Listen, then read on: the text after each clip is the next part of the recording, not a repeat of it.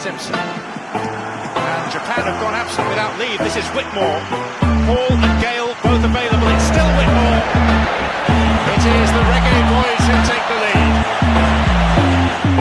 BallChat. Greetings, football lovers. Welcome to BCN Sports BallChat Sunday as I get this thing sorted out. Junior is on with us. Junior, Wagwan. My name is Benton. Wagwan family. Well, Junior, can you hear me? Yeah, you can't hear me. Yeah, man, I can hear you, man. You're calling after me kick off, but nonetheless, you're here. How are things on the road? Well, good, man. Good. All right. See the Junior calling in today. He's gonna be. Are you gonna be here for the entire show, family? Yeah. All right. Let's get to it, family. Hopefully, everyone is having a wonderful Sunday as I get this thing sorted out. Just resizing the screen. Remember to smash the like button. We have quite a few things to discuss today on today's show. We have Spanish Supercopa just concluded final. Barcelona reigned supreme in that match. They defeated the Real Madrid. We have FA Cup action, quite a few FA Cup games this weekend. Definitely, and there are 2 more games scheduled for tomorrow. We'll get a deep dive into the FA Cup. We'll also take a look at African Cup of Nations, recap the weekend and the week that was in the African Cup of Nations, and then set up the semi-final games coming up. Junior, let's start with this game over in Saudi Arabia. Real Madrid, Barcelona, Spanish Supercopa final game ended 3-2 as mentioned earlier for Football Club Barcelona. Rafinha with the winning goal in the 73rd minute. Your thoughts on the football game and itself? Now get into the politics of the thing, but your thoughts on the game? Yeah, so it's like, to me, it's a game of 2 halves.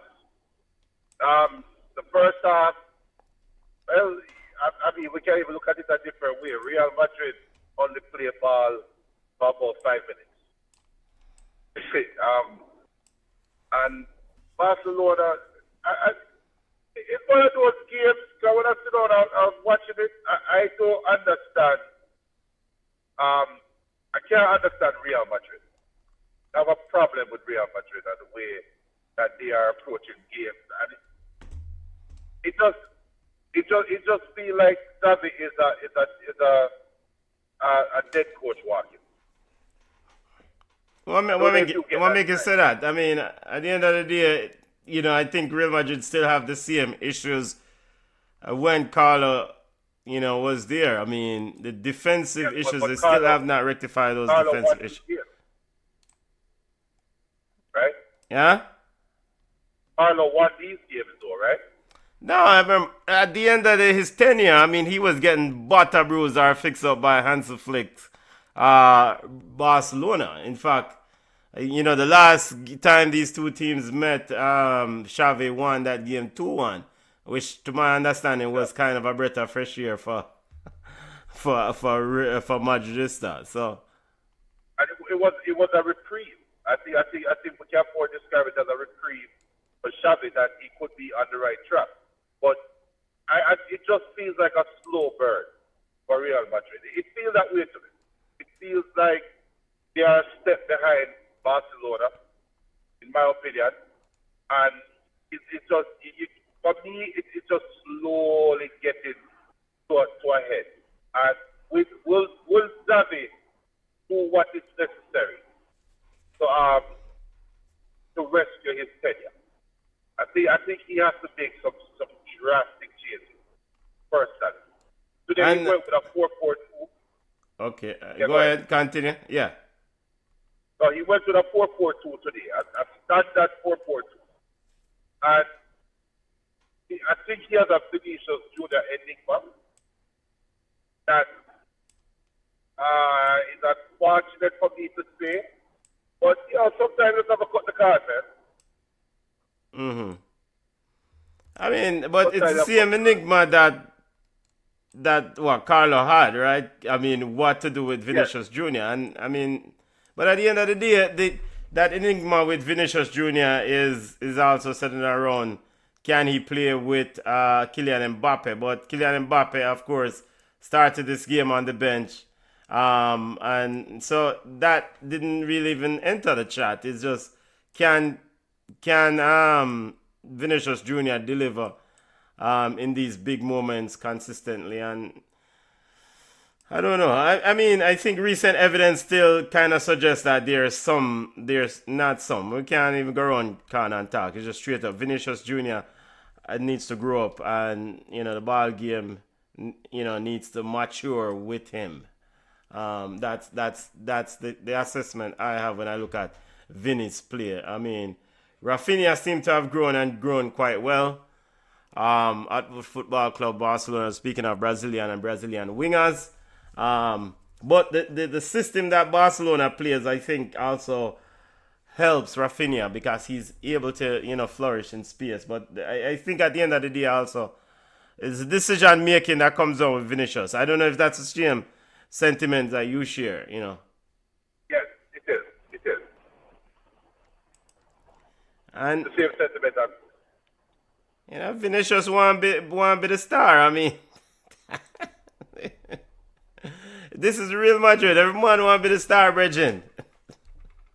Well, that is what Xavi has to figure out. He has to figure out a way to get everybody to be on the same page. But even though, look, Barcelona, they won the game. It was a fortuitous deflection. Yes. In the second half that gave them the game. So I don't want to sound like the sky is falling for Real Madrid, or I don't want to sound like it's a big canyon of space between Real Madrid and Barcelona. Yes. However, we have seen enough football in our life to can identify when you see the tide is kind of changing a little bit, and it's just a matter of time before you start to see the canyon start to spread between Real Madrid and Barcelona. Which Barcelona do have their own problems. They do have their own set of players that they have to get rid of too. So, which comes first? Yeah. So, I mean, basically, are you advocating that Real Madrid, I don't want to put it on the spot, get rid of Vinicius? Yeah. Okay. They should have got rid of Vinicius 2 years ago. Vinicius should have been gone from under Carlo Ancelotti. And then just play Kylian Mbappe out left. Yeah. Why put all this effort to bring in Kylian Mbappe just to not play him in his preferred position? It doesn't make any sense. I mean, I hear you, but this is why I think that Xavi has have to figure out what's the path forward, right? You have to, I think the brass and the leadership at Real Madrid will give it ample time to try and work. I mean, before they pull the plug on it, because these are two big ballers, big egos. I personally believe that if they can somehow replace Luka Modric, and I mean young Luka Modric, not old Luka Modric. If they can replace Luka Modric, and I think they have the tackle at the base of that midfield in Tuchemeni and Kylian and Camavinga seems to be growing into the game. They're playing both of them together, but I think if you can replace Luka Modric, and what does replace Luka Modric looks like is ball possession, game management, smart decisions late in the game when you're leading, the vision, the ability to pass from deep, and Toni Kroos too, because of course Toni Kroos is still not fully replaced. I think if you can replace one or both of those players with just somebody that is effective in those roles that they did, then Real Madrid will have less problems of a Vinicius or a Kylian Mbappe problem. So let me blow you. Let me mash up your meds with this one then. Yeah. Because It's easy to say Real Madrid has not replaced Toni Kroos and they have not replaced um, Luka Modric. And I agree 100%, right? Now, when you look at that midfield, the midfield three, I don't know what your preferred midfield three is. However, in order to replace Luka Modric, I think Toni Kroos, you can get Camavinga to give you some of what Toni Kroos did. Between Camavinga and Tuchemini, you can't get some of Toni Kroos' best attribute. You can also get some of what Toni Kroos is missing. The player, the issue for me for Real Madrid right now is Jude Bellingham. And for you to replace Luka Modric, you have to replace Jude Bellingham. So maybe that's where you should go. Then either you forget about this Bellingham experiment, or you tell, because Bellingham should either take the mold of, and he does have it in his locker to be able to become that player, but he has not necessarily evolved into the passing from midfield type of player that they hope. Now, granted, it's a bit difficult to kind of force some of the stuff on him because he's been playing in a more attacking role under Don Carlo, and now it's a pivot, right? Yeah, but that's the thing. This is the thing I don't understand with a modern footballer. You don't even play the game. We're thinking the conversation we're having is now leading towards Jude Bellingham is a specialist midfielder. He can only play midfield one way, right? Which to me is crazy. If you're going to play midfield, go play midfield. And to play midfield, it requires certain skill sets and certain talent. Now, Jude Bellingham cannot go and play a Claude Makalele or a Kante role, right? So there are extremes. There are extremes on that line. But I don't think Jude Bellingham fall at the extreme of the attacking line, where he cannot adjust his game. I think his ego needs to be adjusted, but that's his game. So I think the harder thing to adjust will be his ego. That's his game. I think his game can easily change. But I think Real Madrid. Sorry, I think Real Madrid just have a player problem that they need. They have a chemistry problem that they need to fix and fix quickly, or else they're going to cause damage. BCN Sports BallChat Sunday. Welcome to those on the live. Smash the like button. Recapping the Supercopa final, the just concluded Supercopa final. My name is Benton. Junior is on the phone. Thank you for joining us. Smash the like button. Subscribe to the content. By smashing that like button, that helps that content, or this content, and all our content reach new audience. And so do us a solid and press the button, smash it, and drop a comment or multiple comments in the chat if you so choose. Then those are definitely welcome. It's, I think sometimes we're focusing on Real Madrid here, but we can't take anything away from Football Club Barcelona. At the end of the day, they want it. I think Hans Flick's system is perfect for these attacking players. Where they get exposed later on is in the meat grinder, the belly of the beast of Champions League final, right? And maybe this our Champions League later on, because there will be those teams that say, you know what, we are not going to allow you that space to roam and flex your muscles like you so desire, right? And we saw that last year in the Champions League final. They exploited. I actually was a bit surprised that this game was that close, because again, I think that Real Madrid still have not rectified the core defensive issues in the back. The ability to try to nullify those wide Barca players, those wide, especially Rafinha, the ability to nullify his space. I think, Real Madrid have not rectified that problem. And oftentimes, there's a lot of discussion. Maybe you need to offload one of those high-end ballers to go get proper defenders. But that is not Football Club Real Madrid, right? They don't really try to spend,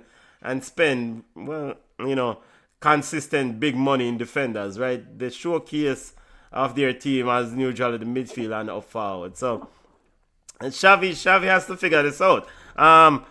There's another player that he's trying to fit in the system, and is a talented player that he's been pushing into the system, and I understand it. Is the youth out of Turkey? I mean, Arda Güler. I mean, he didn't start today. Today he came off the bench, and you have these young so-called buzzing players for Real Madrid that you want to see hopefully unfold into something good, but they're just not there yet. And I think Xavi, I wouldn't advise Florentino Perez to get rid of Xavi anytime soon. Give him time. You can see that maybe next year he will rectify these issues and the right players. Yes, so he definitely has. Hopefully, you're not hearing the beeping and the buzzing from the board, right? No, not hearing any of that. All right, cool. So, that squad is just, there's just an imbalance in the squad, and funny enough, now is the time when Carlo Ancelotti probably should have been taken over Real Madrid. Nah, not at his age. This is a young man job. It is a young man's job, but it requires a very experienced manager. A young man job. The experienced manager couldn't start you out and him take himself. No, the experienced manager is what caused this problem. The experienced manager is who brought this problem in, Yeah. Right? So it's going to take a lot of massaging. It's going to take a lot of ego breaking, and it's also going to take. All right, so take Arda Güler for argument's sake. Very talented baller, right? But he's in an environment around some, based on their paychecks, some superstars, right? And now your coach is trying to test you amongst these superstars for you to go out there and play. Think about the pressure on that young mind, right? And how do you help that young mind get over the hype around and go out there and perform to the best of his ability? How do you help foster that growth, assuming that young mind is not even ready to do that right now? Yeah, I mean, Arda looks like a player to me. He looks like a player. There will be errors, just like Franco Mastoni, another young baller. But the key ingredient, I think, for Real Madrid is this. You can't put Dani Ceballos in your midfield when you need things to kind of start stir. And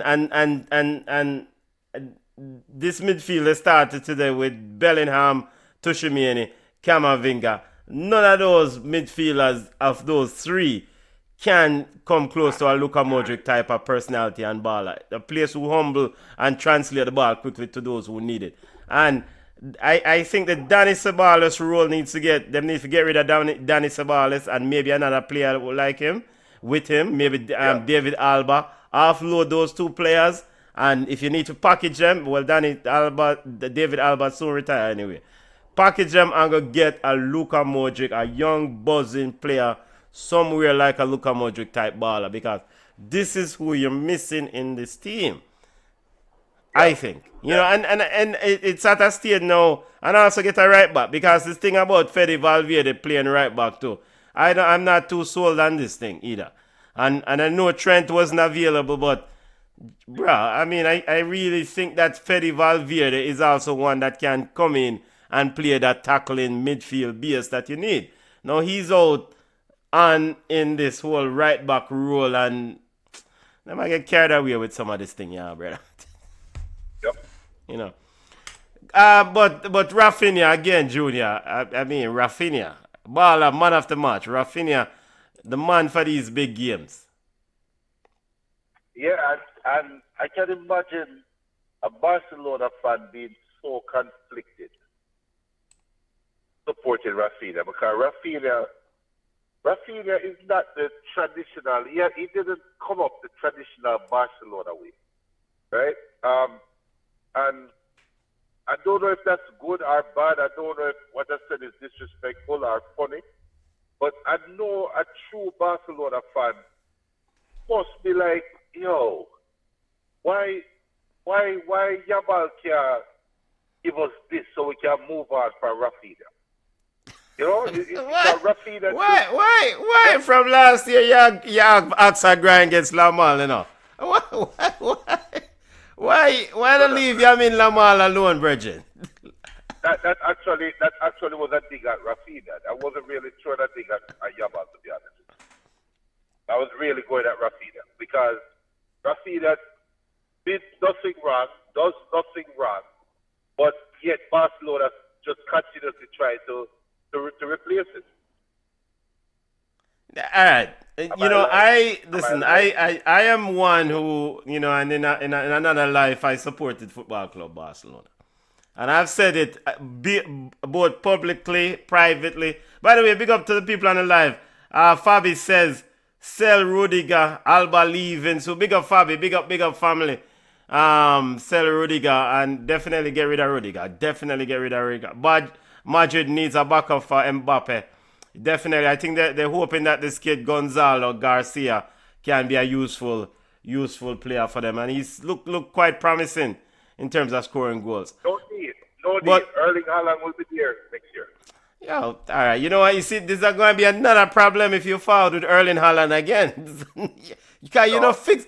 Madrid no need no extra goal scorer right now. You need a midfield general and some defenders. You don't need no goal scorer right now. No, you're good. You get rid of Vinny, you get rid of probably Rodrigo, and you know what? You get rid of Vinny, get rid of Rodrigo, and send Bellingham to the right wing. And send Bellingham to right wing. Imagine that. Imagine, so it's another cook-up thing you come with now. You're saying get rid of Vinny, get rid of Rodrigo for Erling Haaland, and send Bellingham to the right wing? Yeah. Bellingham now cross ball and just take the ball and drive at goal and try to score a goal for himself. Yeah, but then you find the next Alphonso Davis. I'm putting him on the right wing, and for the right, let him play right back and let him run up and down the wing. Fabi says I would sell Vinny and go after McAllister and Haaland. Sell Vinny and buy Haaland and go after McAllister. I think McAllister probably is inevitable at Real Madrid. I know Liverpool fans probably know I hear this, but I think it's probably inevitable. Alex McAllister will be at Liverpool in the summer. It's trending that way because McAllister does feel like the odd man out at Liverpool. You're watching the Liverpool game. He is playing, He is playing. Don't get me wrong. I'm not. So Liverpool fans don't come at me and say, no, McAllister. Yes, he's getting game. However, feels like an afterthought. Gravenberg and Slavosly is getting the joy at Liverpool. And McAllister just feels like an afterthought. And as you know, McAllister is going to be that tail that the cow don't miss until they lose it. Right? Yeah, so McAllister has played all three positions in the midfield for Liverpool. And Fabi pointed out that his father, as a McAllister's father, big voice in the decision making, wants a release clause in that contract. So his new contract or any new contract that he signs with Liverpool. So I expect Alexis McAllister to be a Real Madrid player, and I expect it going to be sooner than later. In fact, I think a lot of Madrid stars, not that I am one, but I can see him fitting in this team and fitting in this team well. Before we move, look up at this 2.0. I hope. I'm not quite. Luka Modric is a cut above the rest baller to me, So there are certain things that Alexis does and does well that's similar. But we have to put him in that system and see how if he thrives in that environment first. I think if he has the potential Alexis McAllister will match and even surpass Luka Modric if he truly has the potential. Remember Luka Modric at Tottenham before going to Real Madrid. Nobody saw this coming. I mean, nobody saw this coming. Coach Fabi saw it coming. He saw how great Luka Modric. Well, I always sit down and watch ball game every week. I always see how great Luka Modric is, and like we always I say, why this brother in this waste man side Tottenham? Come on, Drew. Well, I'm sorry, but for me, there were times where I couldn't tell the difference in importance between Luka Modric at Tottenham and Tom Hiddleston at Tottenham. Yeah, you probably was watching a lot of Manchester United. No. I see Tom Hiddleston is here, right? Remember the big head black brother? Yes. Yes, they were playing in the midfield together. Yeah. I never saw Luka Modric becoming what he was. Never in a million years. But I guess Luka Modric would be what he was. Excellent scouting, man. Excellent scouting. And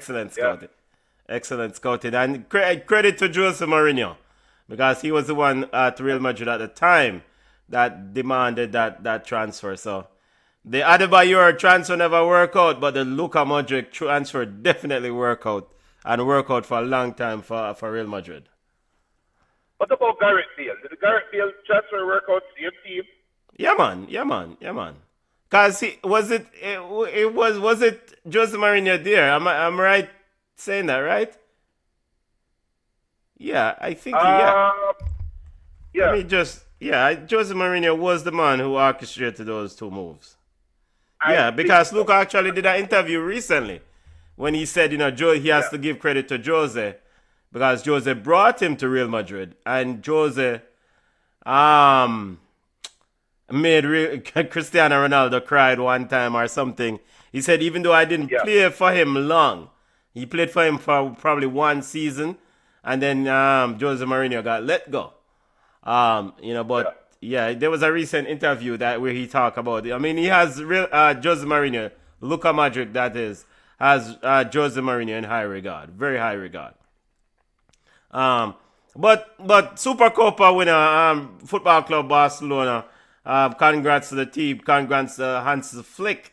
Congrats to all the Blaugranas fans. We know quite a few of them, Junior. So them celebrating right now. Let's step away from Supercopa and go and head over to AFCON semi-final coming up this Wednesday, family. The semi-finalists are Senegal versus Egypt. On the left side of the bracket, Senegal versus Egypt, Morocco versus Nigeria, the Super Eagles of Nigeria. Junior, give me your thoughts on the quarterfinal games, and what do you thought your early reading on these semi-final games coming up? Well, the only quarterfinal game that surprised me somewhat was the Egypt Ivory Coast. All the other quarterfinal games kind of stayed true to form. Fabi says, "Let's go, Salah." well, you know what? I forget about the quarterfinals. We already talked about the quarterfinals at length. The semifinals have some very good storylines, Yeah, it's Salah versus Mane, right? Exactly, Salah versus Mane. That is a storyline for the ages, and we're going to get a chance to see how they interact with each other.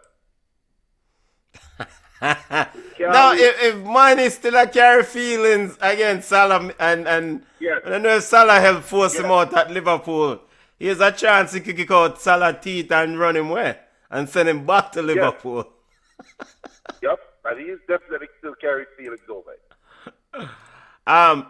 But before we get into the semi-final games, Egypt defeated Ivory Coast 3-2, and I must say, the Egyptian team, Mohamed Salah and Omar Marmoush were excellent in that game. And the support cast, we did a watch along of that game. The support cast was also very excellent. I mean, Atia, Mohamed, Hani. But I want to tell Liverpool fans, say, yo, don't get rid of Salah. Salah has another year or two good years of football in him. And I hear me out, Junior, hear me out. Yeah, because you don't have steaming over here when you say that. Yeah, hear me out. Salah, the passing range of Mohamed Salah is impeccable. You know, we saw Amad Diallo of Ivory Coast, a young player, younger than Salah that is. Diomande of Ivory Coast, a young player than Salah. None of these players have the passing range. There are midfielders that don't have the passing range and accuracy of Mohamed Salah, right winger. And I think that if managed properly, you can transition Mohamed Salah to a very good passing role in this team. I mean, his assist numbers at Liverpool is impeccable and probably should have been better because Darwin Núñez missed quite a few goals. But the things that he did yesterday, granted, again, he's a defensive liability. I can't go around that. But the things that he did yesterday in that game against Ivory Coast, holding up the ball and then those quick passes to Omar Marmoush, and then pulling off 3 or 4 defenders, and still those 3 or 4 defenders cannot touch the ball without fouling him. That was impressive display by Mohamed Salah.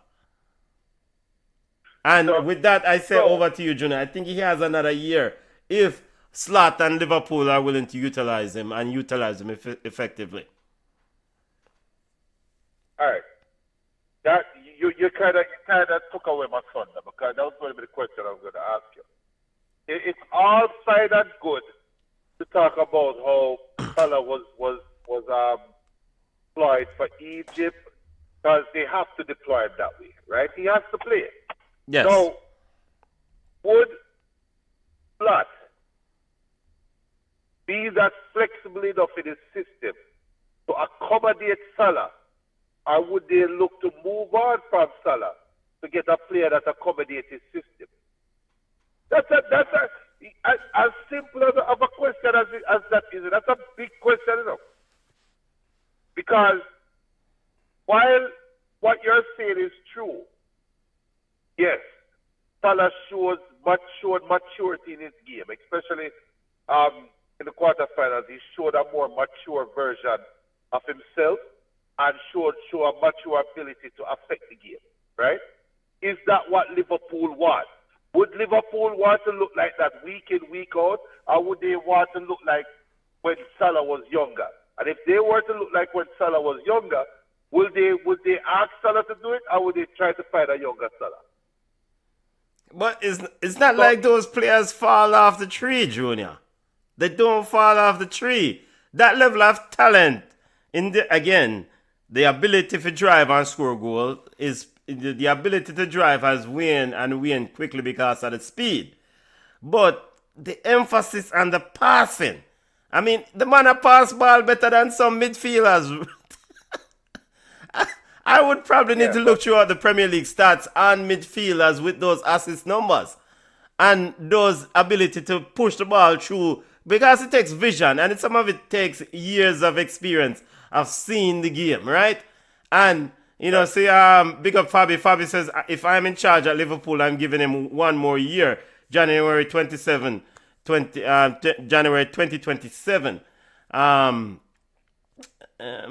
Commenter roll through, I would let him go if I get some food for him. I think that's a good move. I would give him one more year and let him go next year if I can get something for him. Because right now Liverpool doesn't have that player to pull those passes out wide.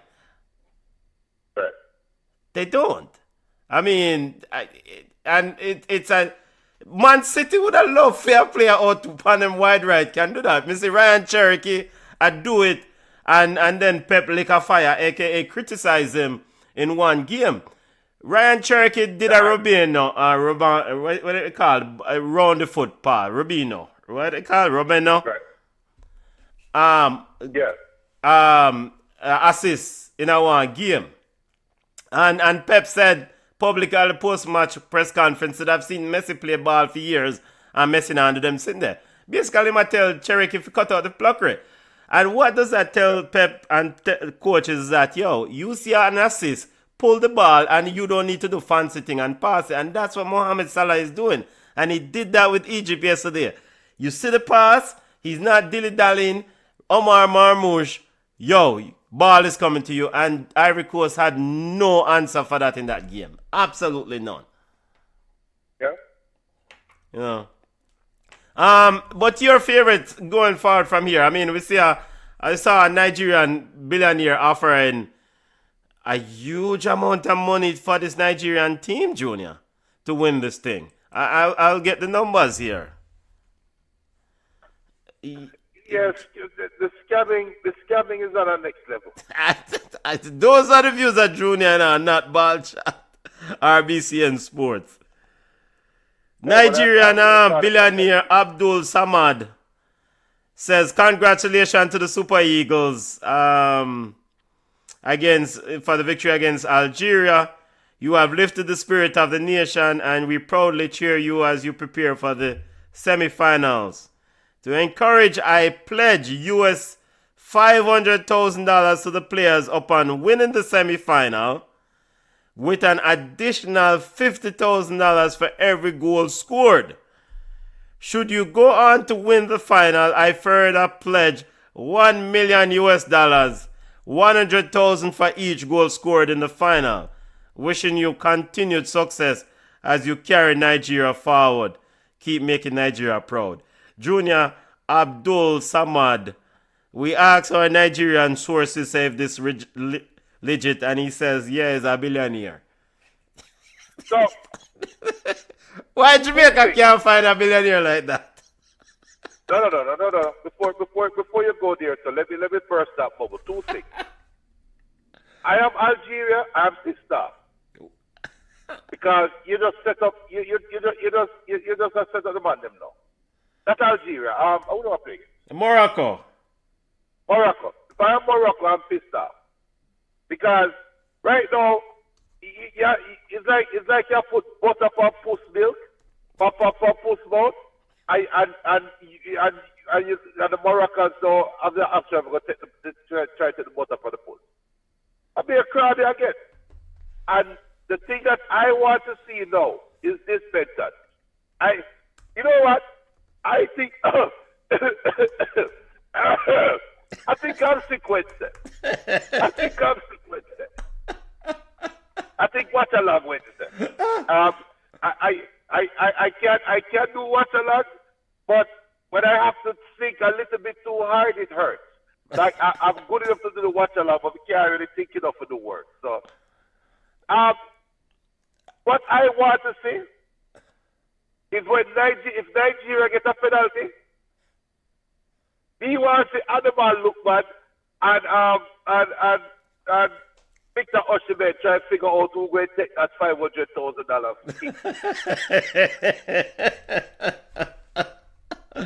Because Abdul, then that, yeah, there's nothing you could do. If I am the goalkeeper, there's nothing you can do to stop me if I come out of the goal kick that penalty. Abdul Samad Rabiu net worth $9.8 billion US as of 2026. It did decline a little bit in January. Oh wow. To 9.3, but billion. So that Junior, again, this brother is calling. He said he's giving $500,000 to the players upon winning the semi-final. So I guess that get divided across the group, right? And $50 for every goal scored. So, like you said, if there's a penalty on Wednesday, it's gonna be a brawl for a man to take the penalty. And then, should you go on to win the final, I further pledge US $1 million plus 100,000 for each goal scored in the final. What a mercy. Junior, now put you on the spot. Fabi also said regarding Salah, if something good comes for him this summer, he's gone, as in, leaving Liverpool. Or maybe McAllister. I don't know exactly if it's. I think it's maybe Salah we were talking about when that comment came through. But your predictions for this game, for these semi-finals. Your predictions. Or is it too early to put you on the spot? Coach Walid Rigori, and Morocco has been getting some look. You had to go hard at the press conference yesterday. I think 2 days ago. There are those reporters who are implying that Morocco has been getting favorable refereeing decisions, Junior. And so Coach Walid Regragui of Morocco was, pretty upset about those comments, and he flatly just, almost cussed to clot. But Morocco versus Nigeria, Senegal versus Egypt semifinals. Your thoughts and your prediction for those games? The Morocco Nigeria game is too early to call for me. I don't have a prediction for that game. I can't, because I can see Nigeria coming out there and look at the Nigeria Algeria game. There were moments where Nigeria was just supremely dominant, right? There were moments in the game where you can just say, you know what, Algeria doesn't belong on the field with them. However, there were also moments when they fell off, and Algeria found little pockets of joy, little spaces of joy. While Morocco, if you were to give Morocco those spaces of joy, they're going to kill you. They're going to carve you up and they're going to tear you to pieces, right? And I think Morocco, to me, physically match up well with Nigeria. And what Nigeria wants to do, Morocco is ready to defend it. And Morocco is ready to give them problems. I think that game is going to come down to the midfield. And your boy, Iwobi, I think it's going to come down to Iwobi and the captain. But Iwobi, for me, is the X factor in that game.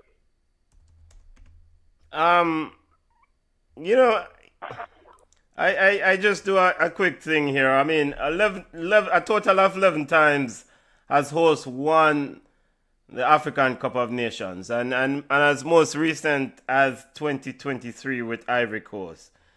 And so it's not unusual for hosts to win this tournament. And I'm saying all of that to say this. And people can look at it as refereeing calls or whatever they want to put on it.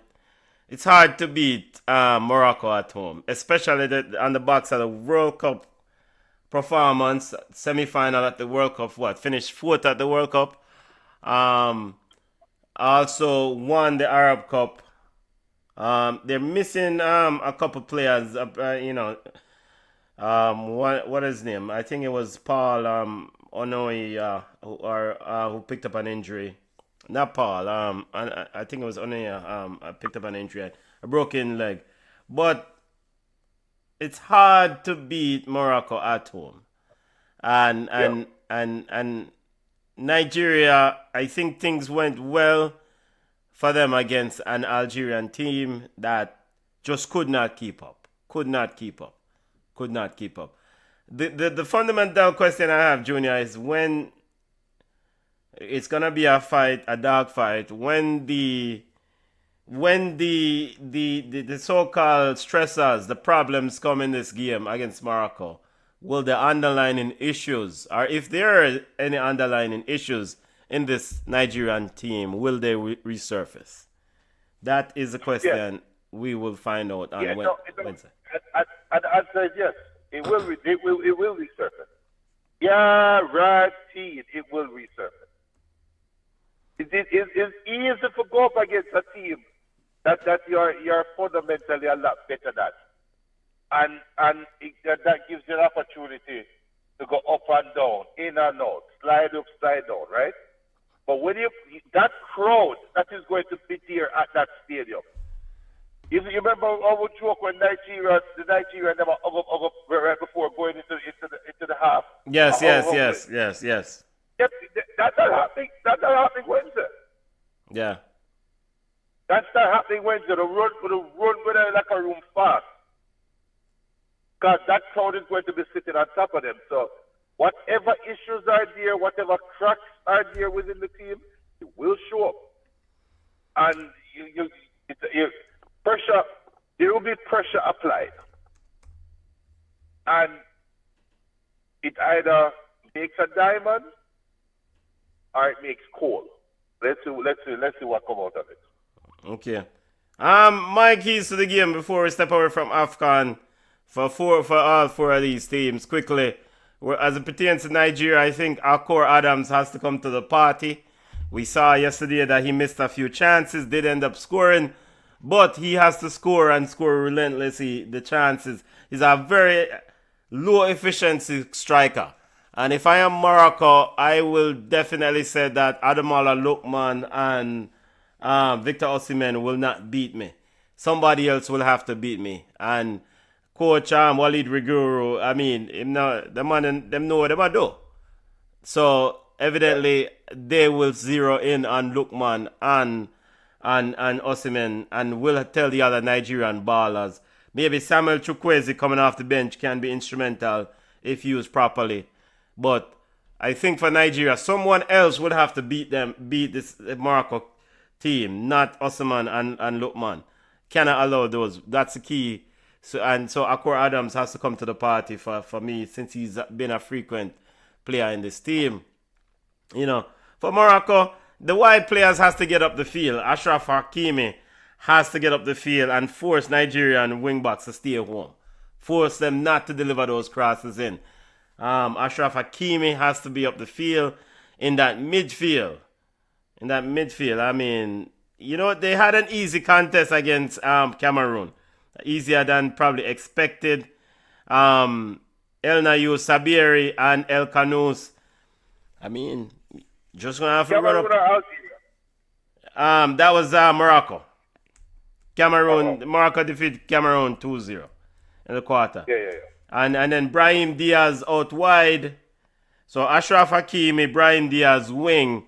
Nigeria have to make sure so them lock off that wing and lock it off. Fully loaded. And then in the Senegal-Egypt game, come on, Senegal. You can't make Mohamed Salah beat you. You can't make all-foot Mohamed Salah beat you. You have to just deal with what you need to deal with. And if it means benching Sadio Mane to win this game, Pape Toure must do that on Wednesday. And I know that's probably a hated statement by some, but I think that Senegal has enough talent that they don't need Sadio Mane on the field every minute of the game. You have very good players out wide. Ismail Assar has to come to the party. He hasn't done anything.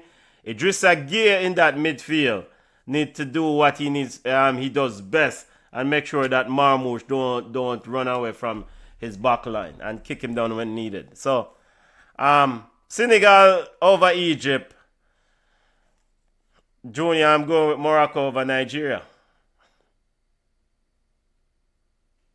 And maybe I put that sounds safe. And maybe I put the death wish on Morocco right now and the Senegal. I cannot see Nigeria beating Morocco. It's hard. Even though I think Nigeria have the better quality players, I am worried about their ability to show up when times get really, really hard. Money is on the table, Junior. Money is on the table. When money is on the table, people do great things, you know? But then again, most of them ballers they already have long money, so I don't know if this additional money are gonna really make a difference. Benton, you know there's nothing sweeter to a player than to stop another player's money. Ah, So Morocco, you just give Morocco added incentive to go at Nigeria. So no, I think, but the Senegal, that Senegal Egypt game, it's a Senegal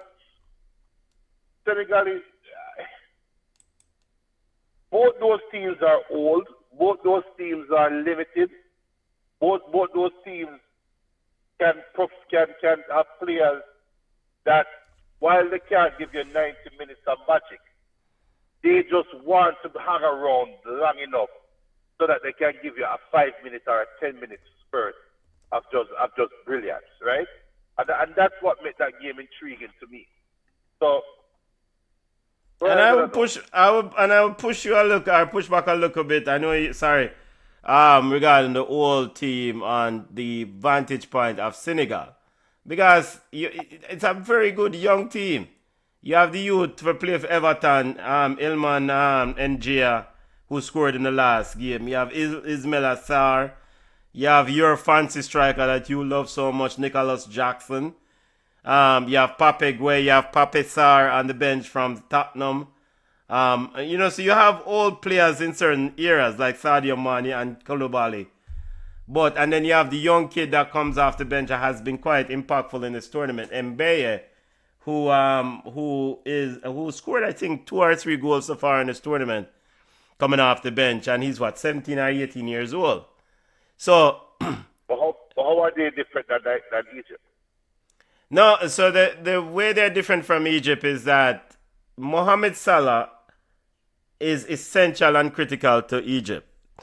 I can see Senegal, if the coach has cojones, I can see Senegal starting without Sadio Mane. A proper manager with sense can bench Sadio Mane if he's not impactful. And I can make an argument, and I will make an argument, that he has not been impactful in this game, in this team, in this tournament. Because it's not the Sadio Mane of old, right?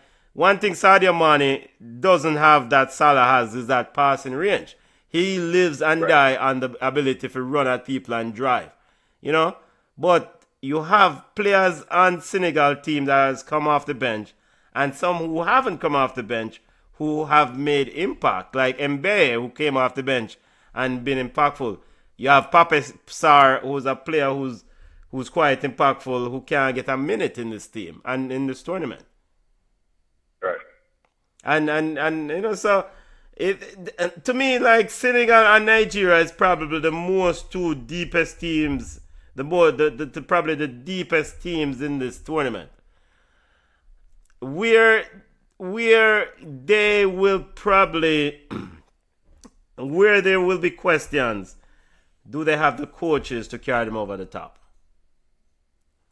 And are their coaches willing to make the tough decisions to bench the big star if needed? We saw Eric Chelle not willing to do it with Nigeria. I don't see Senegal benching Sadio Mane by any means necessary, even if it might be better for the team. Right. So,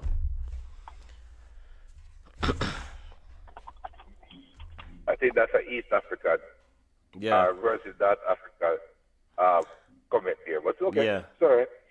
And I get it, because it's the same thing with Sadio Mane, Salah. Well, not Sadio Mane. That's what Salah did say regarding Liverpool. I mean, yeah, brother, I helped bring this country. I put success on this thing. So you can't just bench me, so. That's what pretty much Salah said to Slot, right? And so I can see why our coach at Senegal will say, I'm not benching Sadio Mane because he has brought so much to me, to this country. Well, either you want to win, or you want a testimonial. So you take a choice. Take a choice. Over to FA Cup action, family, before we go through Jamaican Premier League results. Pushing up against the clock. Junior, quite a few shockers this weekend in the FA Cup. give us your thoughts when I run through all these results because quite a few things happen. But the big upsets for you this weekend, I mean, for the most, they said what? Macclesfield. I mean, it has to be. It has to be that Crystal Palace game, 100%. So, but how? But Junior, how your Crystal Palace defending champs lose to a side 117 rank below you? Yo, you see, every year in the FA Cup, every year you have something like this that occurs. Never fails. And I think that the way the FA Cup, the League Cup kind of set up the same way too. But the way how the FA Cup has it going, for the way how the games are set up, I think that kind of help with the aura and the idea or the mindset of English teams, because teams are conditioned to believe that no matter what, we have a chance against anybody in England. And I think the FA Cup kind of fosters that belief. And it happens every year. Every year, the FA Cup administrators send a big team go in a one answer, and you just sit down and watch somebody fail. It never gets old. Yeah, never gets old indeed. And that's like you said, it's the aura of the tournament. I think we discussed this in the watch along for AFCON yesterday. It's not like it was a second-rated Crystal Palace team. You mentioned just probably switching from big locations to these local fans under your skin sort of, or fans over your head sort of deal. Basically, just like when you go here, go watch ball game, Panny. You're the right on the touchline, so to speak. The fans are very close. And so when you go to some of these lower tier teams, it's like you're in a pen, and these players are definitely feasting off the home team. That is feasting off that. Yep.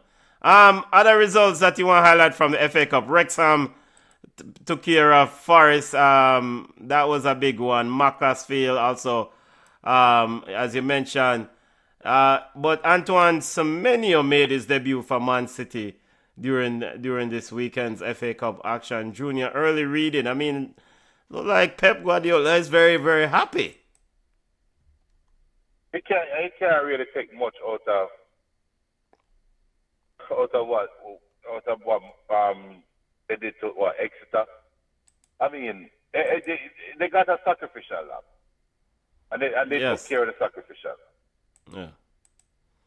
So now we can't look at it from one angle and say Crystal Palace, the team that won it last year, have turned around and lose to Macclesfield, come back now and then say, well, Man City beating up Exeter is not a big deal.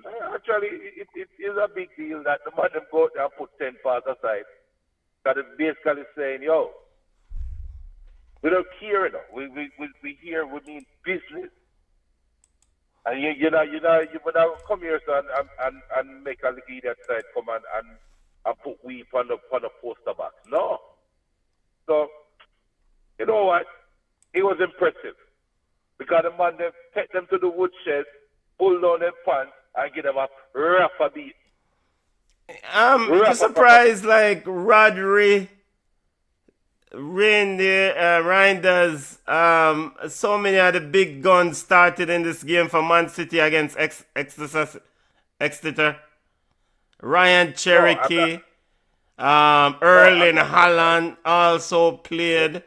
I mean, isn't that chance Bernardo Silva entered the game? Isn't that chance for Man City, who's chasing the Premier League leaders, Arsenal? Isn't that chance to give your big name ballers a chance to rest up? No, as a Manchester United fan, I'm pissing my pants thinking about that because Pep Guardiola is signaling. that he's taking everything serious. And the next game is the Manchester Derby. Okay. Looking That's at like yeah. Yeah. Looking at other results over this FA Cup weekend, Aston Villa 2-1 over Tottenham. Tottenham Junior, any concerns about Thomas Frank's position there? I mean, this team. Yeah, not for the game. However, he was caught on camera drinking out of an Arsenal cup. Was that real? Like, we live in a world like AI. Not Frank. It was a leadership. One of the executives over Tottenham. I will find the person's name here. So it was AI. So they put in AI and put Frank's face there. Yes. It was another. It was another executive. Is an executive at Tottenham that they must be one coffee bar that drink coffee and I must get in a Tottenham cup or took his Tottenham cup, Arsenal cup with him, which is a bit tone deaf. That thing brought like a lot of, I mean, how an executive I do that? Yeah. So, but as it relates to Thomas Frank, your thoughts on his tenure, and is it lack of players? Is it system? I mean, Aston Villa defeated them 2-1. It's just, and the mood at home during that game yesterday, it was like, brother, the fans were jeering. The fans were like, we're done. We're tired of it. Yeah, but you can't. All right. So the problem for Thomas Frank is this: he's not making Tottenham worse, right? Tottenham is actually probably arguably a little bit better playing than they were under Mr. Two-year trophy man. However, he's not making them better either. So the fans now can be frustrated because, you change coach, you fire a coach, you bring in a new coach, you build up all this hype, and it's the same result all over again. What are we doing here? Right? So it seems like you're right, Junior. Regarding this Thomas Frank thing and this Arsenal Cup, ESPN is reporting that Tottenham, so I'm wrong, Tottenham boss Frank said that he didn't notice he was drinking out of an Arsenal Cup ahead of the clash against Bournemouth, adding that it would have been absolutely stupid for him to do so.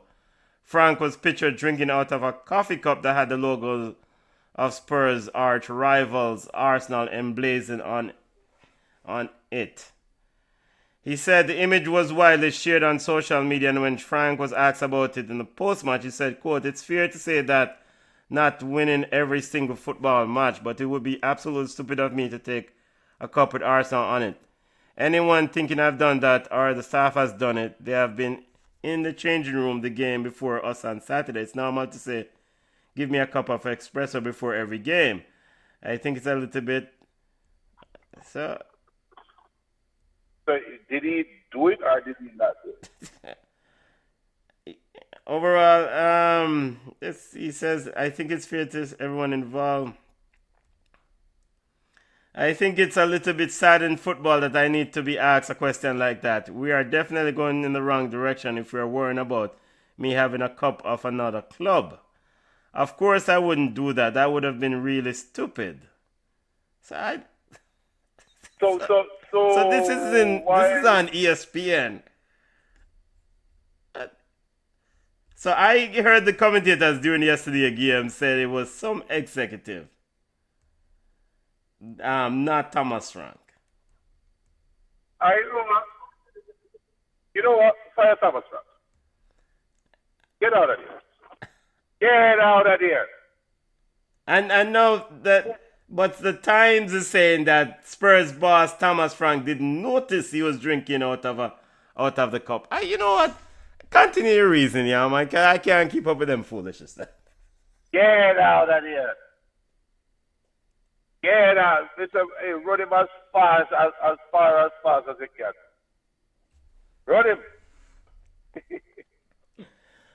But I mean, as it relates to the team itself, I mean, it's just a system. So I'm looking at an interview. It says, this is on Haters TV. He says he did notice that to take a cup, he did notice he had Arsenal logo on it. I mean, I don't know why Arsenal logo would have there at that place anyway. All right, other FA Cup results as we went down the rabbit hole of. Somebody just prank him. That's all. Yeah, the things that become big deal. Yeah, because you see, you know what? It might even be an ad that he's taking. Then take a picture of him doing an ad.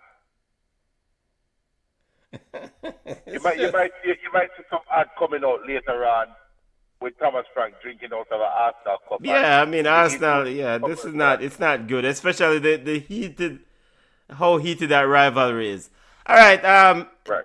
I want to ask you another few questions regarding because we push up against the clock. Chelsea secured a 5-1 victory over Charlton with the new man himself, Mr. Liam Rossiner, in charge. Liam said something about Chelsea can emulate Manchester United class of '92, Junior. Is that look a bit too much BS for the first week on the job? No, that is actually. I think what we should do is. Now we know Liam grew up a Manchester United fan, and he loves Manchester United growing up, right? So you read between the lines. That class of 1992 was Beckham, Scholes, Giggs, etc., right? What he is saying is we're not making any more big transfers because we have the better players here already. So he's tapering off the expectations of we're going to make 5, 6, 7 signings. No. We already have the talent that we need. We just need to supplement it with 1 or 2 more pieces here or there. That's how I interpret that comment. So I don't know the full context. We'll have to get the full context of the interview because the person might be saying, yo, you know, you're a new coach coming in and the last coach said that he wanted players that was experienced and blah, blah, blah, blah, blah, blah, blah. Do you foresee making some transfers? Or do you foresee Chelsea being as active in the market as they've been in the last couple of years? Well, you know, I think what we have right now, we can emulate the class of 1992 at Manchester United. Look at Manchester United transfer activity under Alex Ferguson throughout the 90s to the end of his tenure. Yes, he made some big signings, but it wasn't no splash, crazy summer signing, right? It's just supplemental signings. And I think that's what he's referring. I think that's what he's hinting towards. Okay, Liam. Go. What good, brethren? What good? What good? Speaking of Man United, Junior suffered a 2-1 defeat to Brighton Hove Albion in the FA Cup. Darren Fletcher, will he continue after this? Who will then, if he won't, then who will continue in that role? I think it's already said that Ole and Carrick is going to come back. Fletcher is going to go back and coach under 18. Ole and Carrick is going to be back. So, it's the best case scenario for people, for Manchester United fans, that is tired of the constant roller coaster merry-go-round. This is what's happening right now is the best case scenario. Because normally on the merry-go-round, you have Manchester United. It's a cycle. Manchester United have new coach. Team plays well. Second year, team fall off. By the third year, Manchester United fire coach. Hire new coach. New coach come in. You have the new coach bounce. Team plays well. By the next year, team fall off. Manchester United fire coach. Blah, blah, blah, right? Now they fire the coach. You're not getting a new coach bounce. It's not happening. You already Fletcher drew his first game. Lost to Brighton, no. Ole It's going to be announced probably Wednesday. They probably announce it tomorrow because of the Brighton loss. So you should get a new coach bounce for the Manchester City derby then. City going bust their ass Saturday at 7:30. Then after that they play Arsenal. They go to Emirates after that. So yes, you expect the players to have a good showing against Manchester City. However, and I was listening to Goldbridge, and Goldbridge pointed this out on his show. The cycle is a little bit different because when Manchester United fired their coach, the players had already started rebelling. All the other times, right? When they fired Ten Hag, the players were rebelling. When they fired, Ragnick. When they fired Ole, the players were rebelling. When they fired Jose, the players were rebelling. Right now, they fired Ruben, the players were not rebelling. And actually, the players are now rebelling after the firing, post the firing. Dallo came out today in his interview and said, the post-match interview, and basically said that trying to adjust to a new coach. And this is rich to me. This is a rich statement. It is hard for them to adjust to the firing of the coach. This is Diogo Dallo, that probably should be an expert in dealing with fired coaches, because he's been there for how many fired coaches. But this one is the one that is tough, right? Because his countryman gets fired, and the man that supported him the most gets fired. Bruno is not himself right now, I think, because his coach gets fired. And we all know Cunha is a head case. So you can't have the PE teacher come in and walk coach Cunha. So right now, this is the best case scenario for people that wanted to change at Manchester United, because there is no new manager bound. Benton, you are bringing back the man that had the core of this team the last time. And he did the interview when he said they were playing against Wolves. And at halftime, he knew he was getting fired when he looked at his players' eyes and asked them, do they not want to play the game? And some of them agreed does not want to play the game. And you're bringing back that coach into this locker room with some of the same set of players. How bad, man? Yeah, but I mean, if he does return, Ole Gunnar Solskjaer, that is, if he does return, I mean, he would have been experienced in this locker room, in this mediocre locker room. So he would have gone out and he would then return to the same place with a different mindset and from a new perspective. And with that being said, maybe an opportunity to kind of, because he did finish second 1 year during his tenure, right? Yes, he did but did that same team rebelled against him? That same group of players that finished second come back the next year and what they call down tools. But you would take a second in the league right now if he can somehow replicate it in the coming years. Benton, but you're trying to encourage me to go back on the hamster wheel so you can laugh when I fall out. That's where we are right now. Because what you're saying makes sense, but we have seen this story before. Why never sit down and act like things will be different this time?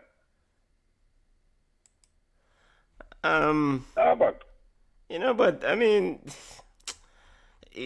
I think Manchester United needs some stability, and Ole will give them some stability at the Ham. They had the stability. Well, acceptable stability.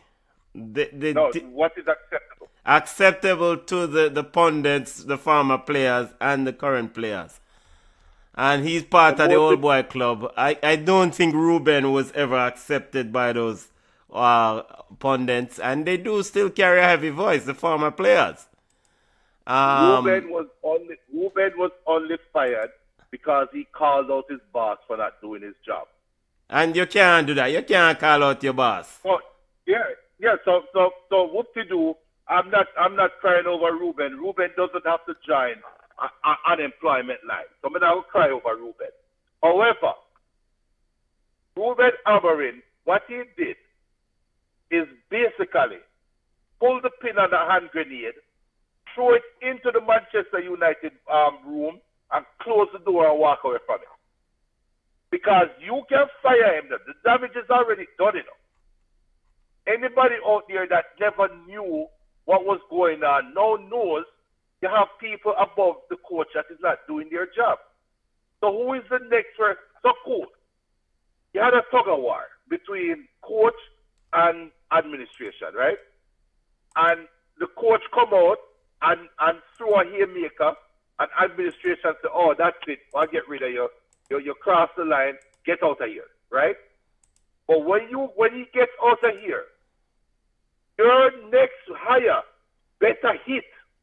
Because if that hire doesn't hit, you have nobody else to blame. The person that you could have blamed, you fired him 4 or 5 losses ago. So who are you going to blame now? Who can you blame about the Brighton loss today? You can't blame Ruben. You cannot blame a back three. You cannot blame anything for Ruben Amorim. The team just not good. And who is responsible for the team not being good? You, the CEO, and the director of football. So, no, what talk too much about a box side, yeah, man. So, all right. So, before you go, so you telling me that Jason Wilcox is not the right man for the job? For his director role? Jason Wilcox, Omar Barada, and Ineos are not the right people. No. Okay, so that's where. Okay, so no, Sir Jim Ratcliffe and the whole Ineos operation. But hear this though. Hear this. Yeah. Man U fans, we've gone through. Look at the transition of the team. When Sir Alex Ferguson left, they still had a good team. You brought in David Moyes. David Moyes came in and wanted him run down what wing back name Everton one. They never get the wing back, but they wanted the wing back. Lee whatever him wanted. Okay, Lee the wing back. Everton big wing back at the time. David Moyes was dying for him to come to Manchester United. And Everton never wanted to go. But he settled with Fellaini. But he wanted that wing. Gee, look for the wing back face right now. Alright, don't worry, I'm doing a quick search here. Leighton Baines. Leighton Baines, okay. Leighton Baines. Okay. They wanted Leighton Baines. That is what forced Evra out the club, to go to Juventus. Okay. And then you had to finish Edward. But you had David Moyes that came there with a ball club mentality. They then say, you know what, this is not good enough. Get out of here. Then you brought in Louis van Gaal. I remember the crowd was saying, attack, attack, attack. You remember that? They said, all right, this is not good enough. Then bring in Jose. Jose come in, start win, but then, me don't like Luke Shaw, me don't like Paul Pogba, only if you get rid of them, man.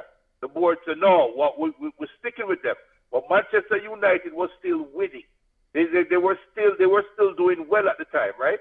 They were still getting trophies, doing well, blah blah blah.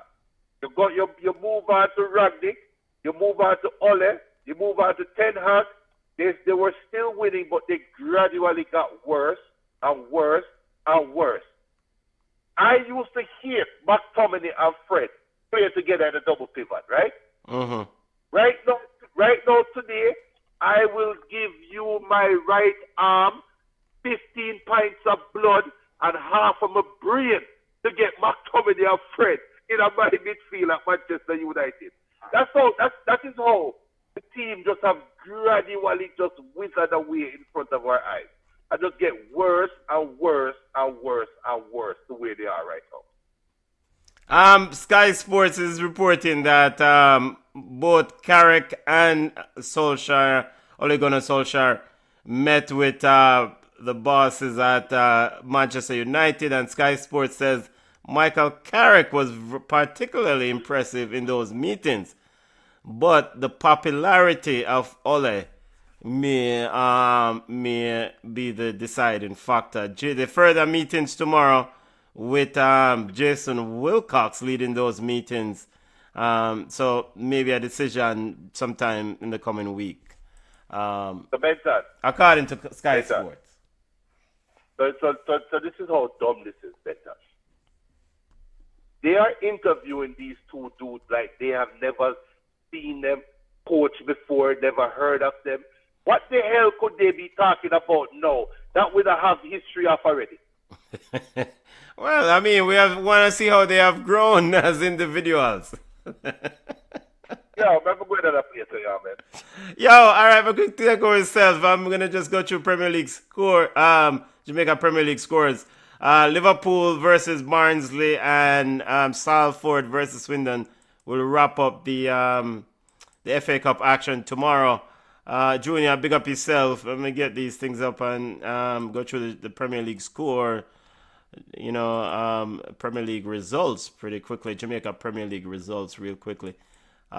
Montego Bay United defeated Dumbo Holden 1-0. Currently Malines leading Treasure Beach 2-1. Chapelton and Portmore ended 0-0. Mount Pleasant couldn't exact revenge against Racing. That game ended 0-0. I think Mount Pleasant was looking to exact some sort of revenge against that team. Couldn't get it. Waterhouse and Cavalier later on this evening. And that's the Jamaican Premier League results for today. Quickly, any thoughts before you take with yourself and we exit the exit stage left regarding ball chat for this week? No, but just more parity, more it's balancing out. I just want to see how Spanish Town Police, Old Harbour, get better. That's what I'm curious about right now. Okay. All right, Junior, big up yourself. Let me close up shop. Continue. Have a wonderful rest of the day, family. Big up to those on the live. Have a great Monday to you and the family, Junior. Chat safely out the road. I will close up shop here. This is BallChat Weekly, BCN Sports. BallChat Weekly. Junior is out and about, attending to matters. Jamaican Premier League, top of the table. Montego Bay United is on 32 points at the summit. And then we have Spanish Town Police also at the bottom. That's it for BCN Sports Ball Chat Weekly episode. Let me see if I get this thing up before I can't, BCN Sports Ball Chat Weekly. That's it for today's episode. We aim to do better next time. Junior just left. We're not sure if we're going to do a watch along on Wednesday regarding the African Cup of Nations. It's the middle of the week, semi-final games. We'll try our best to see what we can do. There will definitely be headlines and recap. We have our Sunday Wednesday night show to recap African Cup of Nations. We'll do that, but it's gonna be tight. Let's see. Maybe we'll see if we can call in sick. But that's it, family. FA Cup action continues tomorrow. Big up to those on the live. Smash the like button. Big up to our new subscribers. Thank you for joining us. Leave a comment. Let us know your thoughts. If you need us to cover anything, we didn't touch Scudetto today. Inter Milan and Napoli ended in 2-2 draw. Goals by DeMarco and Calatrava for Inter. Scott McTominay, speaking of Manchester United, Scott McTominay scored 2 goals for Inter Milan. The Scudetto standing has Inter Milan on 43 points, leading the table. The defending champs. I can pull this up for you. Defending champs, Napoli, seems to be maybe I'm saying a spot or butter, but I mean, it's not ideally they're not where they would like to be at this stage of the season. I mean, it's a long season, of course. A lot of games left to be played. I do think that at some point Inter Milan and Napoli might get it together. So Inter Milan on top with 43 points, the Scudetto. Milan, impressive start to the season on 40 points, sitting in second. Hey, speaking of Luka Modric had played quite a few minutes over there at AC Milan. Napoli in third position on 39 points, and Roma rounds out the top four on 39 points. Goal difference separate Napoli and Roma. At the bottom of the table, Fiorentina, Pisa, and Verona rounds out the bottom of the Scudetto table. So, was other Scudetto results today. Lazio defeated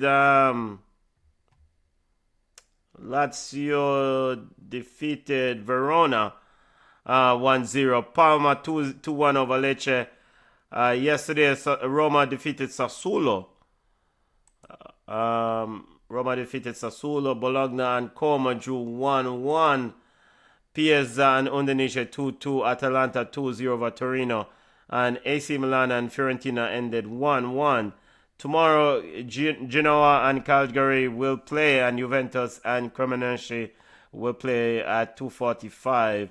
The Genoa-Cagliari game is at 12:30.